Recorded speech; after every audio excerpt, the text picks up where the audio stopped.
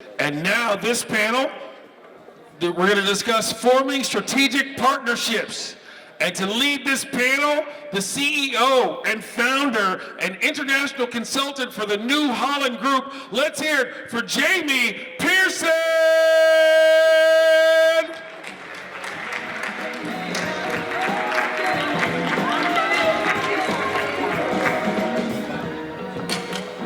Hello, come on, people. Oh, we're not gonna have photos, okay. That's great. Oh, yes. This chair feels amazing, just so you know. It's comfortable. Oh wow, it's nice. It's lovely. I love it. I like the color. I'm so happy you all stayed here and waited to the very end, and we'll see all of you at the party, and I want to say thank you to the ICBC. We're going to dive right in. Well, we'll wait till all those people up there get out. Get out. Okay, I'm kidding. But yeah, get out if you're going to talk. Bye. Okay.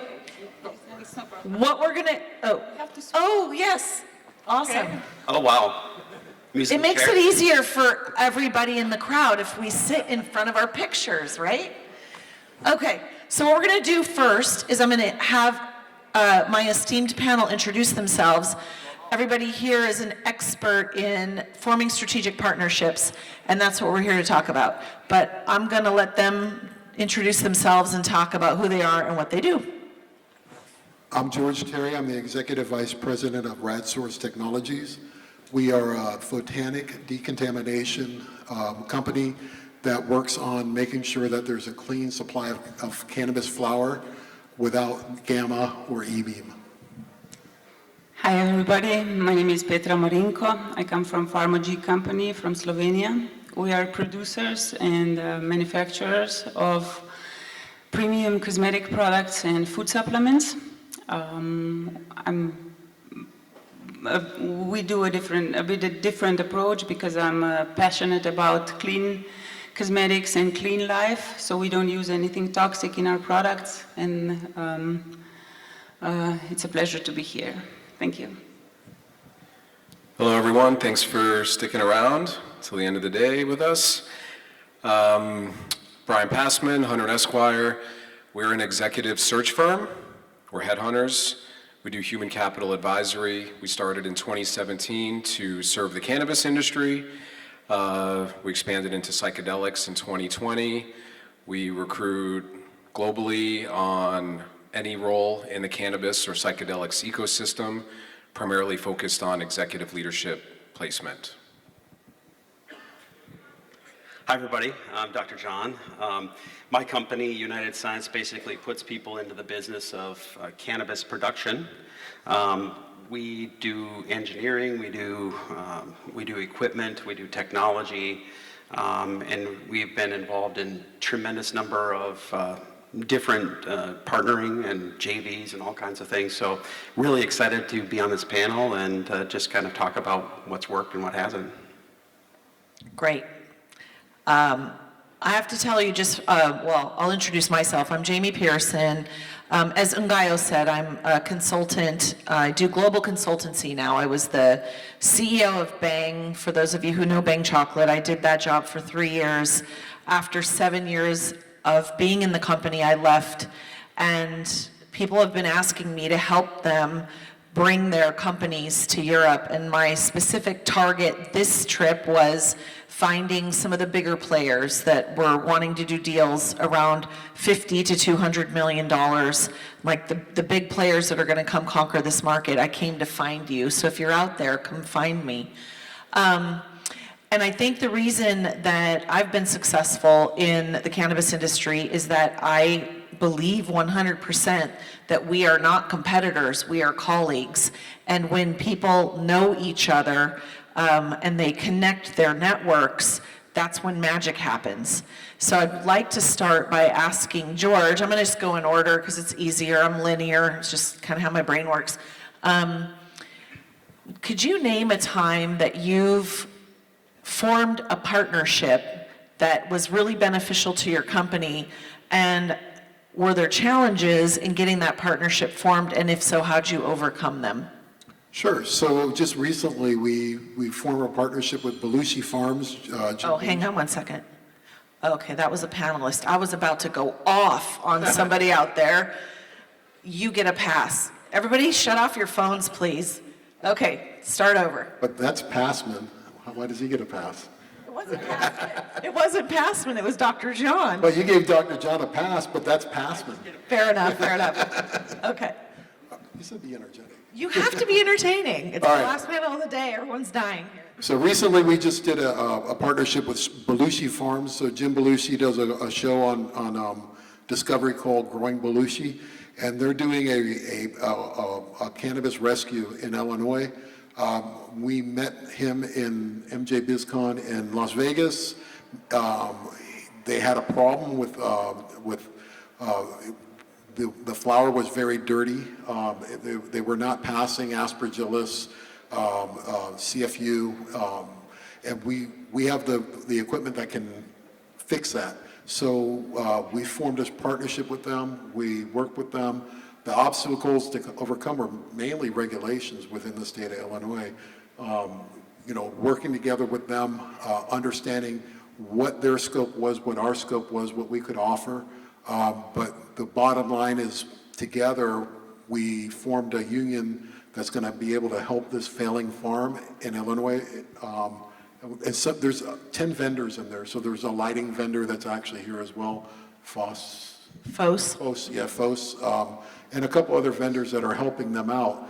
They have the nutrient one, they have one for hydration.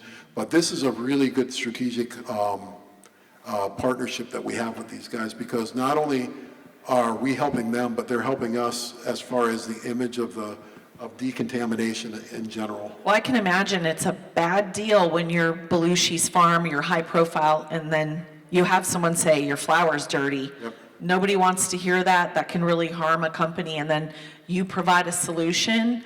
That's where a strategic partnership was a win-win. And that's the other thing, I think. Win-win is the key. Because even if you could hit a home run, but you make sure the other side has the win, Right. That's when the partnerships last forever. So Petra, same question. Great partnerships that you could name, and then if there's been an obstacle, or when you have to vet somebody, talk to us about that. Well, we were lucky to find a really good partner from Portugal. Cannoli is the name of the company. And it's funny how in every business it's hard to find a partner that has the same goals that you do, that Mentality. oriented in the similar business. Eventually it's all about the money, but when it comes to that, there are so many steps to get there, and sometimes gut feeling is the thing that gets you going, and I think if we still listen to that, I think that we're safe there. It's really a challenge to do this, especially in cannabis business, I think. Because a lot of people come into this just because, okay, cannabis, we see the benefits and the prices go and we will earn a lot of money and so on. And there are a lot of people that don't actually mean something. But we kind of got lucky, and we're really hoping to develop a really nice strategic partnership with them. And What do they do exactly? they do different things. They do medical cannabis facilities now. But they have their connection, and they are distributors for products that we make. So you make the product and Yeah. they distribute them in Yes. Europe? Yes. And how did you find them? Actually, they found me through ICBC pitch that I had on I was there for that. Global Investment Forum that I had 3 years ago. I think it was 3 years ago. And we took a while. I think every partnership takes a while, and you cannot do anything through the night. But we were picky too, so we didn't go for the first one who came. And I think it's really important who you choose to represent you and to represent your products. And if someone does that, it's important that it stands, that it has the same principles that you do. You have. For sure. Some people want speed to market, some people want price protection. Whatever it is you want, you've got to find the right partner. And the cooperation is really important. So the communication, we can adjust to a lot of things, and we can, for example, we can have someone say how it goes in the different markets and so on. But I think it's really important too that we, for me as a brand ambassador, as a brand presenter, that I need to be involved also in those kind of business with strategic partnerships, because it's eventually at the end of the day it's the brand that sells. So it must be important it's really important who you choose and how they do it. Brian is a headhunter, and I'm thinking about when I was running Bang and I was using recruitment services to place executives. Naturally, you're going to be a strategic partner for me because I'm going to tell you everything I need and you got to go find that person. But I also found working with you that partnership was different because it was truly a partnership. It was not just, here's the task, go jump through the hoop. So talk to me about how headhunters for companies can be strategic partners in ways that people in the audience maybe aren't aware of. Sure, yeah, and I agree with everything you said earlier about partnerships coming through building relationships and getting to know each other, which is, I think, how all of our strategic partnerships came about. Like, we knew each other socially really well before we started working together. And I've got loads of great stories, from consuming weird stuff on mountaintops with people that became clients to stories galore. We have a fun, I think, real quick on my strategic partnership story, because I have a fun one. Again, the guys that run the Canadian Securities Exchange are pretty fun to hang out with. And they approached us at a gathering in Miami Beach a year or two ago and asked if we would mind being listed on their website as a search partner. And I said, wow, what's that going to cost? I don't know, thanks a lot.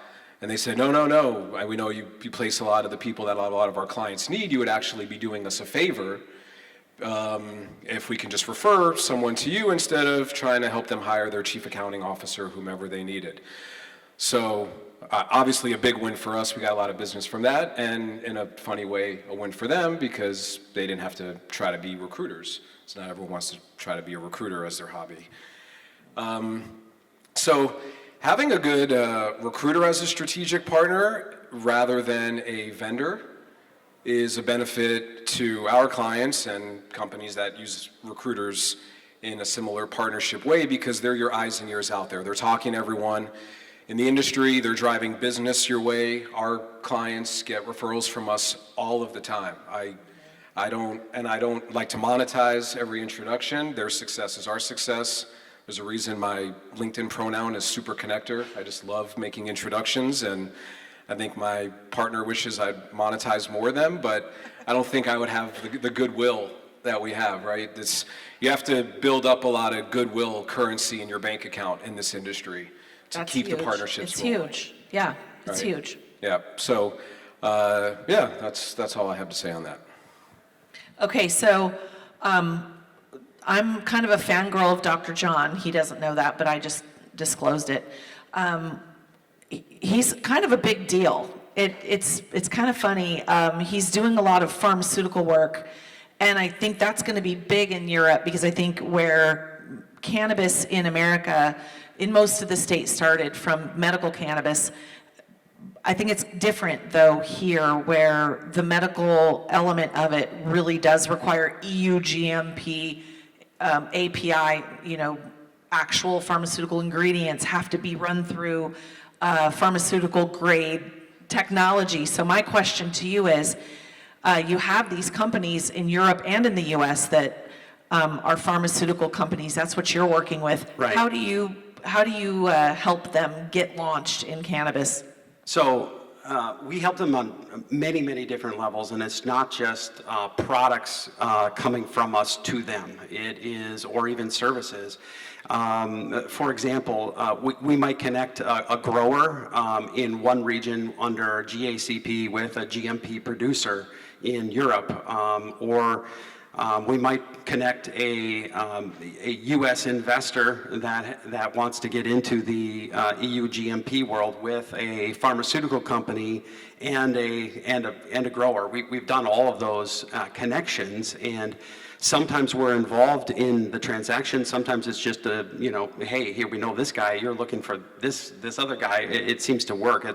It's kind of a nice way to do that, and it allows them to grow their business, and we get the social cred, and we also get the business cred in the process of that. And one of the things that we've really been working on is making sure that the products that we have are applicable and to the pharmaceutical world. And one example of a very good JV that we just went through recently is a company where we're using our technology, which is basically CO2, and we're using that to create water-soluble products for formulations, which we weren't in before, but it's just like one step away from what we do, and it's using our technology.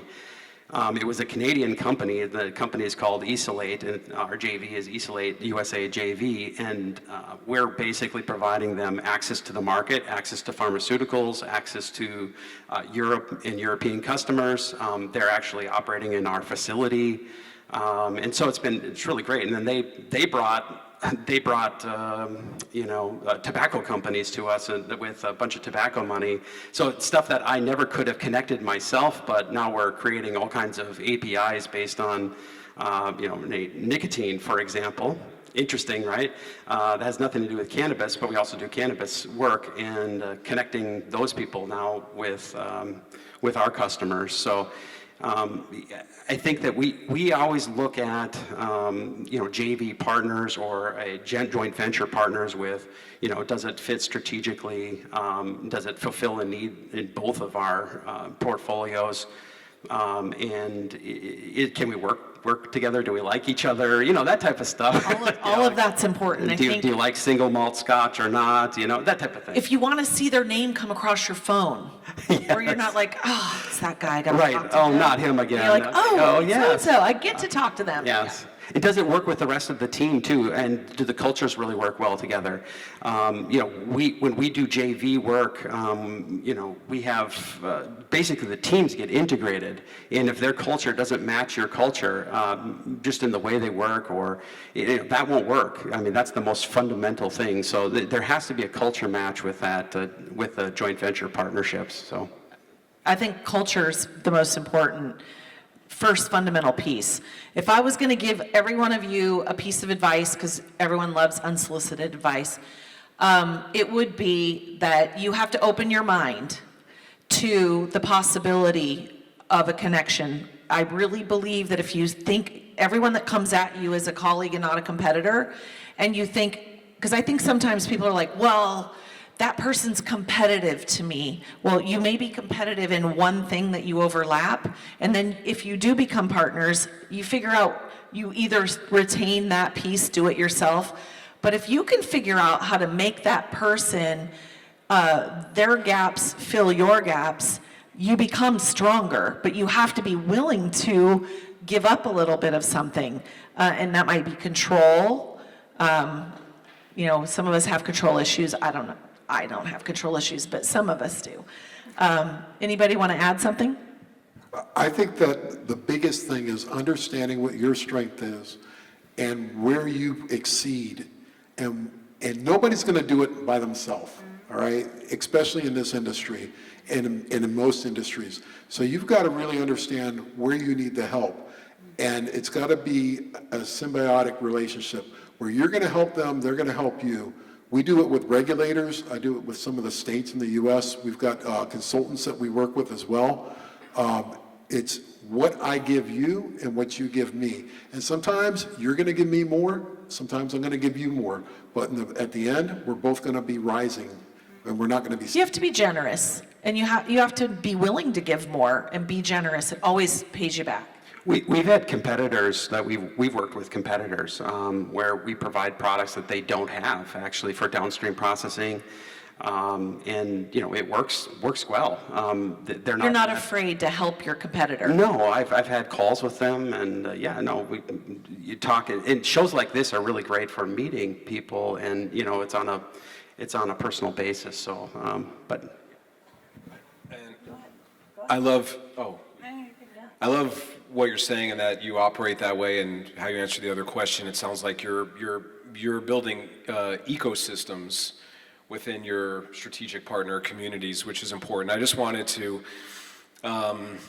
also add that what is really great, I think one of the big overriding themes of conversations I've had today, hearing about people that are setting up in Europe, is the idea of co-opetition, which seems to be something that the European cannabis community is grasping because it's so challenging here, and that has been missing a lot for the most part, aside from what you're saying we're saying up here. That's been missing in the American cannabis industry. It's more like crabs in a barrel, and I think the co-opetition attitude everyone's taking here is really, really key. It's and if you're not afraid to refer business and clients and whatnot around, it comes back. It's just, again, I'll probably mention a dozen more times, just the whole goodwill thing. It's a big, small community, and co-opetition's where it's at. Petra? No, I just wanted to add something with regarding the competition. For us, for example, the competition is a target customer because they need products, and I know I'm the first one to know how bad it is if you don't have a good product on the market. And I know their needs. So I think to know what you do best, like George said before, is the key ingredient to adjust to the risky competition. Yeah, I love that. I mean, you're all basically saying the same thing: co-opetition, helping a competitor, knowing your strengths. It's basically being generous with your spirit, with your time. In cannabis, we have to do that. We all need help. But when we're talking about it, what I don't think everybody realizes is that these two gentlemen at the end are doing a strategic partnership with that microphone. Right? Oh yeah. So they're actually doing it. That was a cute observation. Okay, I want to know if there's any questions from the audience for our group. I don't know, when does our panel end? Never? It's ongoing? We're stuck here? I think it's when the drinks are ready, right? I just want, are we done at 5? Are we done at 5:15? Do you know? Oh, you have a question? Tor. This is Tor Haimler of Green Nexus Seed Cell. John, it's for you. Yeah. When you get new opportunities When you get new opportunities to work with people, to work with people, what is your process for evaluating them? Is it standard? Is it based upon the opportunity? Or do you have a process that you have? that's a great question. Okay, Let's know, so- do you have a process for evaluating new opportunities? Absolutely. Absolutely. It is absolutely disciplined. Okay, because first of all, like in my business, we can go in 100 different directions. We could have, an ingredients company from DuPont calling us, asking us to do something. We have like fermentation. We have fermentation companies. We have, let's say, oil and gas companies. No kidding. So when you have broad-based technologies, you do broad-based marketing, you're going to get in a whole bunch of different types of inquiries, okay, and requests. So how do you sift through all of those to make a disciplined approach? Well, you really have to start first with your strategy in mind. You must have a company strategy and your vision for your company. You should have that in a 3-year goal. What's our company going to look like? You need to describe what that looks like to your employees, to your business development people, and then you need to have your company values really well established so that you can understand, okay, well, maybe that doesn't fit because that's not in our company value. Oil and gas company comes to us, we're a sustainable company, okay, let them go do what they're going to do.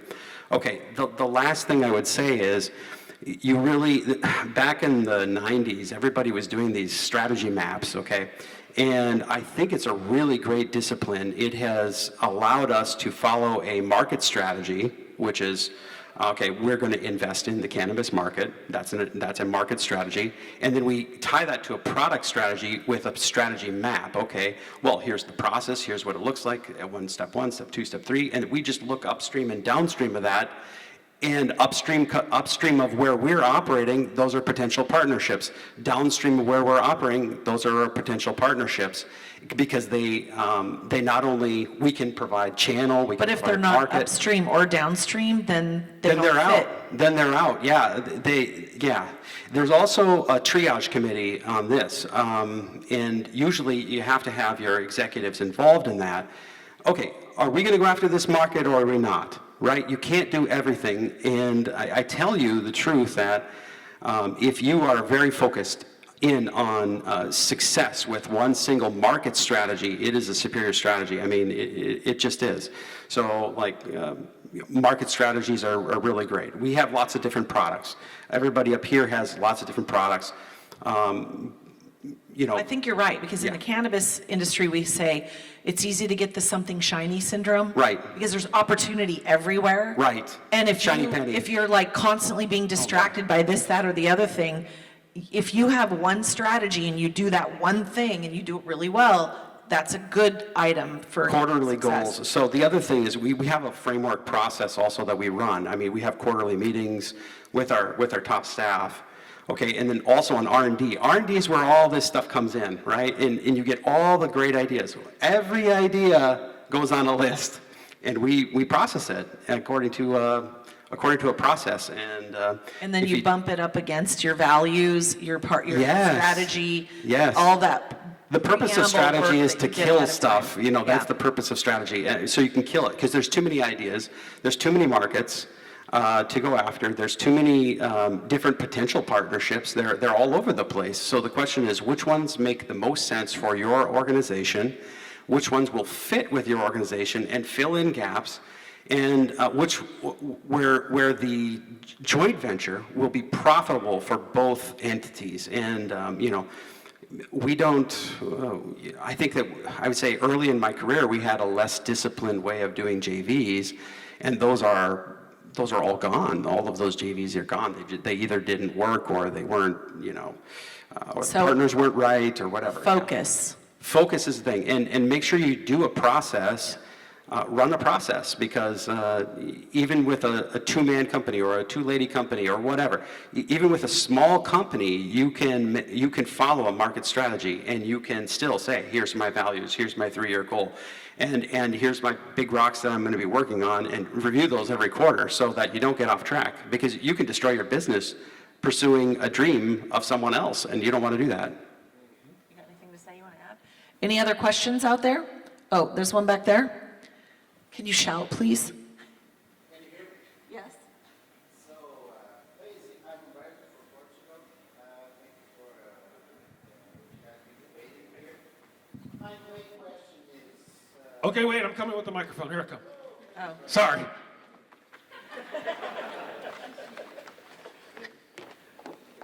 Right, it was 420, you guys. It's like the Price is Right here. Come on down. Thank you. So my name is Humberto. I'm from Portugal, working on mainly on the hemp business, but also on medical cannabis. My main question, of so many questions I would ask you all, and by the way, thank you so much, George, Terry, for being probably one of the only representative of other genetic human groups here. I don't mean to blame the fact that... What about Ungayo? Yes, but especially to Terry. He looks like to my George brother. Terry. We look alike. Yeah. So my main question is, we've seen a lot of movements lately. It looks like Colombia, for example, was being held for so long. Oh, no exportations. Clever Leaves broke that. And now we have South America providing the northern western hemisphere. Also on the hemp side, let me tell you, Zimbabwe is providing to Europe very, very cheap The CBD. question is? I'm formulating, if you allow me, is selling a lot of CBD, African CBD, to Europe now for extractions. So this show at least suggests that in the near future, all these billionaire investments that are being done in North America and in Europe have their days count. So what strategies to adapt to a point where cannabis is a commodity being cheaply produced in the southern hemisphere? What's the strategy for the companies here in the northern western hemisphere to that? Thank you. Well, from my perspective, we actually have a unit in Colombia. We're putting units in Canada, and we're now almost GMP here in the EU.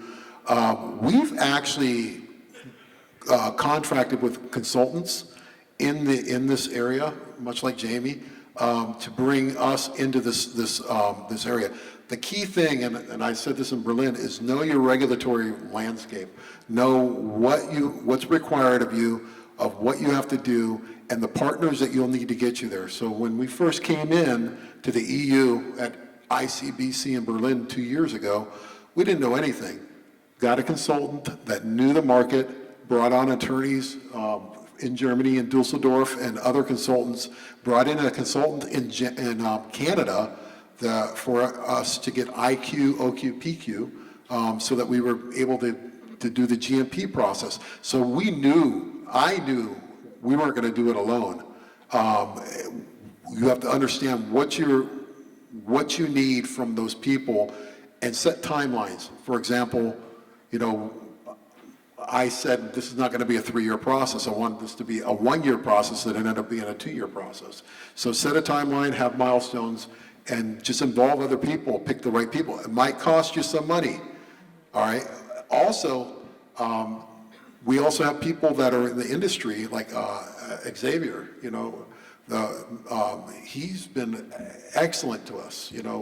He's connected us to a lot of the people in this room, and Maria and some of the other people that are very famous in this room in the cannabis world. So events like this are very important, guys, because you get to network with people and you get to learn about other people's business and what their other hurdles are and what their other strategies are. And you get the intelligence on what's going on. Hey, Malta's moving ahead of Germany? Really? I didn't know that. Yeah, that's where the consultants leapfrog you.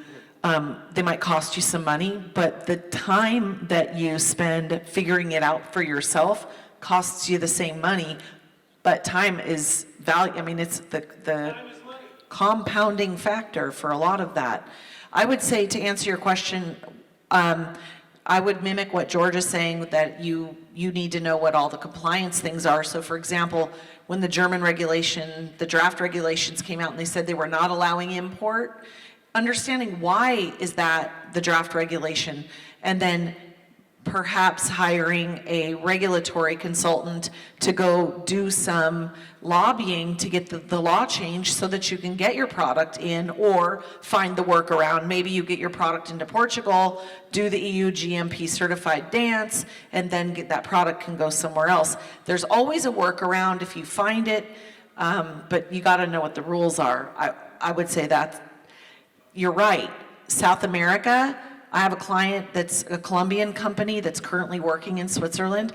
They're producing great cannabis so cheaply but it isn't welcome right now for a lot of reasons. And some of that is, if you're in Germany and you're going to have an industry and the EU is not going to approve you because you can't cross borders, they're waiting for that EU approval. And that might be one of the hurdles. So right now Germans are saying, maybe we're not going to have border crossing for rec, but they will have it for adult or for medical.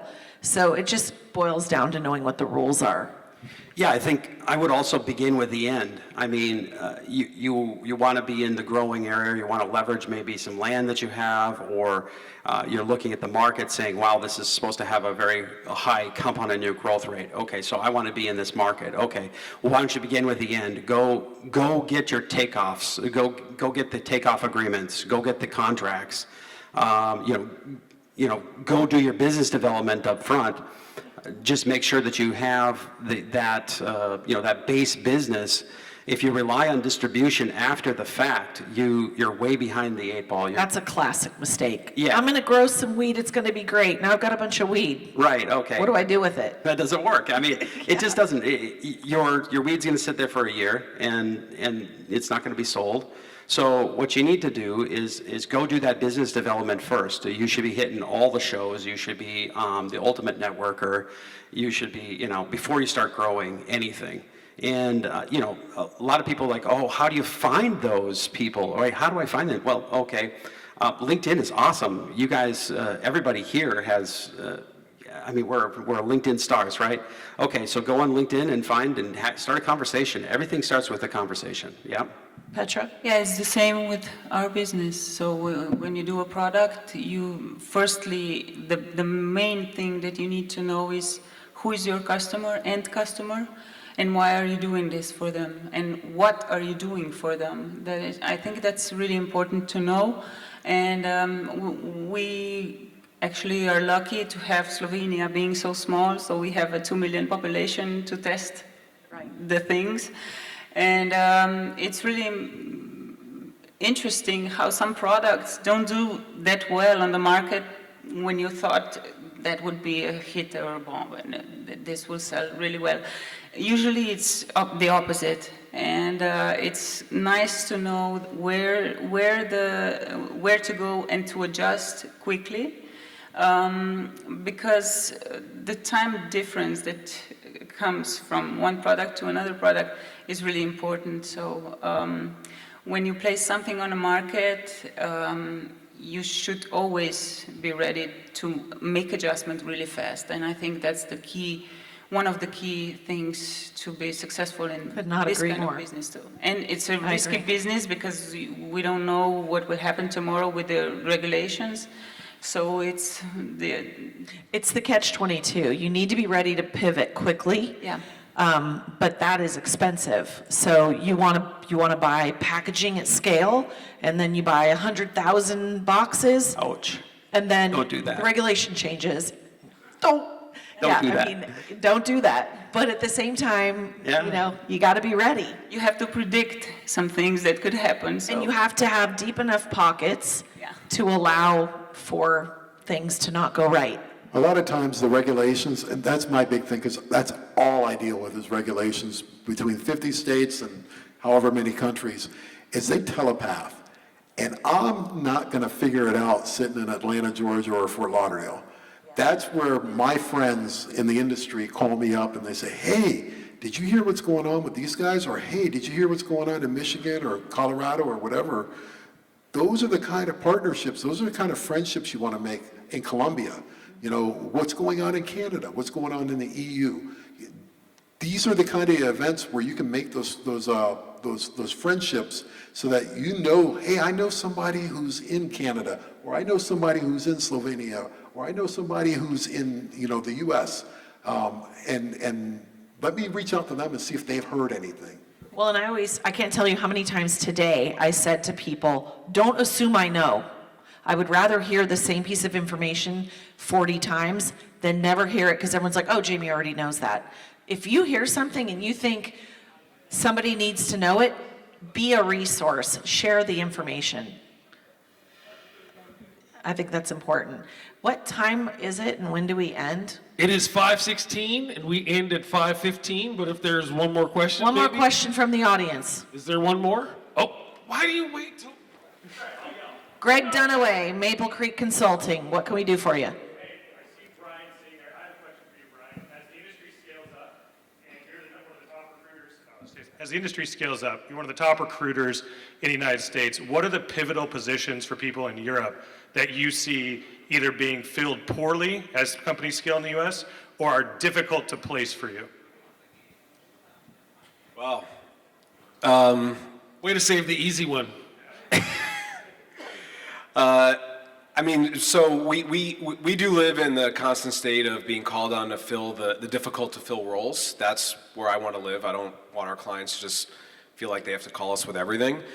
And I don't know, so I actually had this conversation earlier with some other people. I don't know if the European market is there yet, but really difficult to fill roles are head of legal, head of finance. We do a lot of those. A lot of people here told me that the market here is not mature enough to need a lot of that hiring, but those are really difficult to fill roles. I don't know if it'll be as difficult in Europe as it's been in the States, for CFOs in particular, because of the current state of the industry with federal prohibition, because that's a really risky role. You're asking someone to take on a lot of risk and put their name on their signature on a lot of things that maybe haven't been done before. Are you filling them with the infractional people? Not yet. Not yet. But we do expect more of that to happen, and a lot of those professionals are more and more interested in fractional roles and outside the U.S. roles. And then are you bringing Americans with that experience over to Europe? I look forward to it.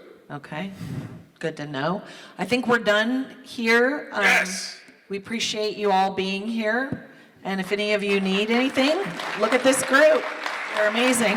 Well, let's hear it all again for our fantastic panelists. We thank you all for coming to the International Cannabis Business Conference in Barcelona 2023. Shout out to the Auditorio de Cornellà. Shout out to iSpire for being our title sponsor. Shout out to Cannabis for having us over. Shout out to all of you for coming to support. We'll see you at the after party tonight at the Arts Hotel.